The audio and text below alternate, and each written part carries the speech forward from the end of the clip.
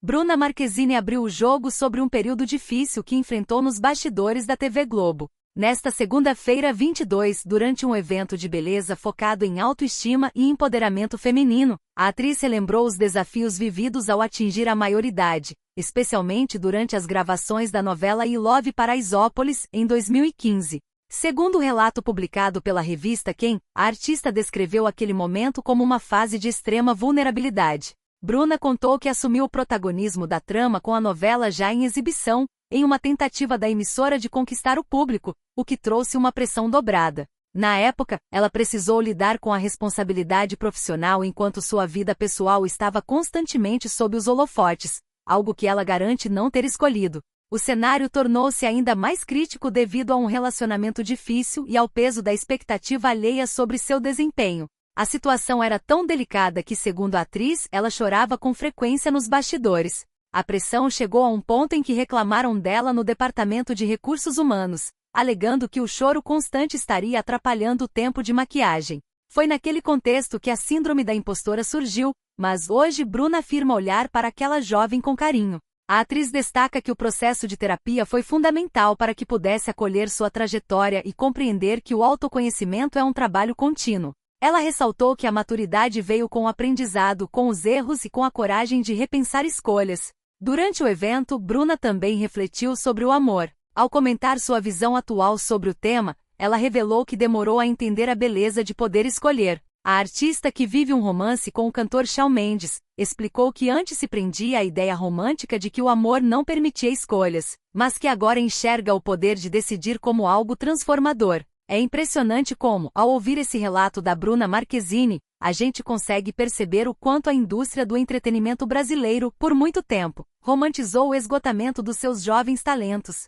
Quando falamos da Bruna, estamos falando de uma das trajetórias mais singulares da televisão nacional. Ela não começou ontem, ela é aquela menina que conquistou o Brasil ainda criança, em Mulheres Apaixonadas interpretando a Salete. Aquela pequena atriz que chorava de forma tão genuína em cena, acabou crescendo diante dos olhos de milhões de brasileiros, o que por si só é uma experiência surreal e, convenhamos, um tanto quanto desumanizante. Diferente de uma criança comum que comete erros longe dos holofotes, a Bruna teve cada fase da sua puberdade, cada erro de estilo e cada namoro analisado por um tribunal público que não perdoava absolutamente nada.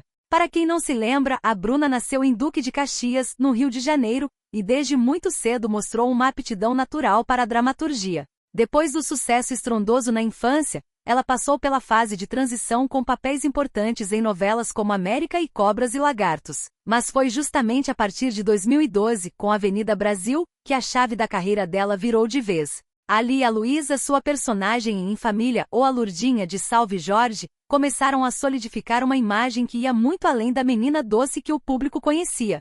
No entanto, o relato sobre 2015, especificamente durante I Love Paraisópolis, toca em uma ferida aberta que muita gente fingia não ver na época. A gente precisa entender o contexto. Em 2015, Bruna tinha apenas 20 anos. Ela era uma jovem mulher tentando entender o seu lugar no mundo, enquanto carregava o peso de ser o rosto principal de uma novela das 7 que precisava salvar os índices de audiência da Globo. É uma pressão que esmaga qualquer um. A história que ela contou sobre o RH da emissora reclamando que o choro dela atrasava a maquiagem é, na verdade, uma denúncia silenciosa de como o sistema tratava, e talvez ainda trate, jovens artistas. Eles não eram vistos como seres humanos em sofrimento, mas como engrenagens de um relógio que não podia parar. Imagina só! Você está passando por um término de relacionamento público, sendo julgada por milhões, com sua vida pessoal sendo esmiuçada pela imprensa de fofocas. E ainda assim você precisa sorrir, decorar texto, encantar o público e entregar uma performance impecável.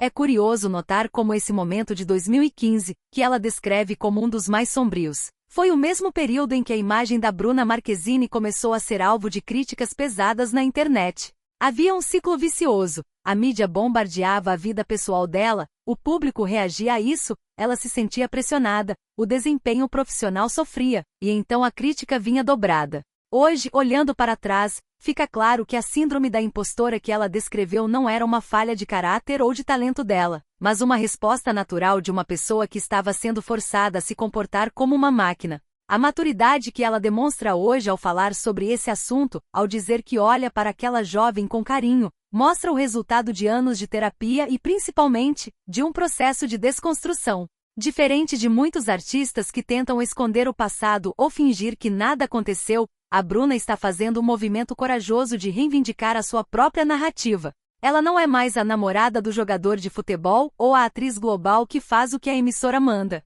Ela se tornou uma mulher que entende o seu valor e, talvez o mais importante, entende o seu poder de escolha. E aqui eu quero entrar na questão do relacionamento, que ela mencionou ao falar do Shawn Mendes.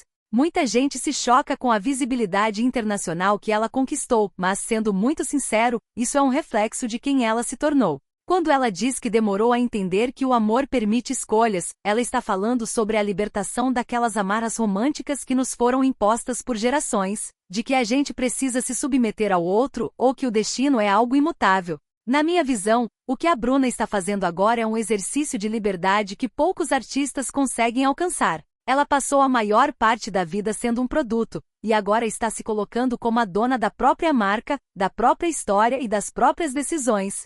Isso mostra que a televisão brasileira precisa repensar urgentemente a forma como lida com seus talentos mirins. Não é possível que a gente precise chegar ao limite da exaustão, ao ponto de alguém ser chamado no RH por estar chorando de angústia, para só então a gente começar a falar sobre saúde mental no trabalho. É um absurdo que a gente normalizou durante anos, mas que, felizmente, figuras como a Bruna estão ajudando a desconstruir. Eu particularmente acho que a trajetória dela é um exemplo claro de resiliência. Muitos teriam desistido da carreira sob aquela pressão. Ela não só resistiu como se reinventou. Ver a Bruna hoje, brilhando em projetos internacionais, falando abertamente sobre suas vulnerabilidades, é uma vitória não só dela, mas de todas as mulheres que, em algum momento, sentiram que não podiam ter voz dentro do seu próprio ambiente de trabalho. A Bruna que chorava no camarim em 2015 hoje é a mesma que, com muita segurança, diz que prefere a sua autonomia. E isso é o maior sinal de crescimento que alguém pode ter. O cenário hoje é outro. As redes sociais têm um peso diferente, mas a essência do que ela aprendeu, que ela não deve explicações de sua vida pessoal a ninguém e que seu valor profissional não é medido pelo sofrimento que ela entrega, é a lição que fica. É um alívio ver que, depois de tanta tempestade, a Bruna finalmente encontrou seu próprio tempo e a sua própria voz. E cá entre nós, é muito gratificante acompanhar essa fase onde ela, finalmente, parece estar vivendo para si mesma, e não para atender às expectativas de um público que, infelizmente, durante muito tempo, não soube respeitar a sua humanidade.